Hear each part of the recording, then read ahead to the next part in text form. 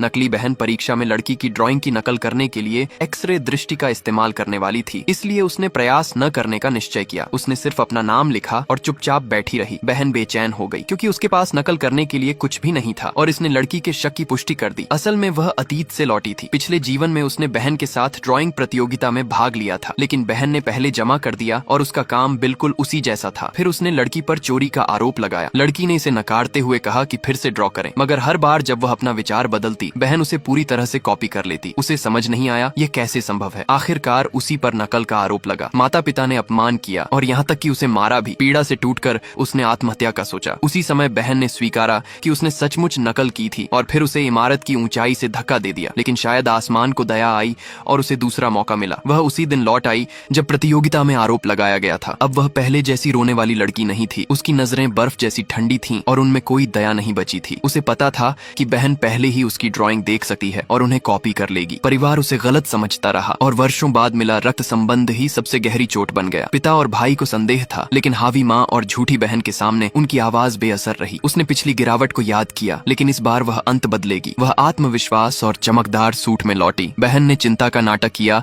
तो उसने उसे बेनकाब किया, बता दिया कि वह दृष्टि का इस्तेमाल कर नकल करती है और आज उसे प्रतियोगिता की हंसी बना देगी। माँ ने स्थिति समझे बिना डांटा, पर पिता सहन न कर सके और चिल्लाए कि क्या उसने होश खो दिया है। बहन झगड़ा न करने के अनुरोध का नाटक करती रही, पर लड़की अब उनकी शक्ल देखकर कुछ भी महसूस नहीं करती थी। जब पिता को उसे वापस लाने का पछतावा हुआ तो सब समझ गए कि बदला नजदीक है। लड़की ने प्रतियोगिता से हटने का नाटक किया, जिससे बहन के चेहरे का रंग उड़ गया और होंठ कांपने लगे। उसने विनती की कि वह न जाए, क्योंकि उसके बिना कॉपी करना संभव नहीं था। लड़की ने इसका लाभ उठाया, कभी पोछा लगवाया और कभी पानी मंगवाया। आखिरकार प्रतियोगिता शुरू हुई। वह कैनवास पर लौटी, लेकिन ड्राइंग शुरू नहीं की, बस ठंडी नजरों से देखती रही और बहन हताश होती गई। उसने यहाँ तक कहा कि सभी रंग मिलाकर काला तैयार करे। सब चकित होकर देखते रहे। बहन बार बार उसे ड्रॉ करने को कहती रही, पर लड़की ने शांत भाव से कहा कि अपने काम पर ध्यान दे और अगर दबाव बनाया तो वह खाली पन्ना जमा कर देगी। आधा समय बीते ही उसने आखिरकार ड्रॉ करना शुरू किया। बहन उत्साहित हो उठी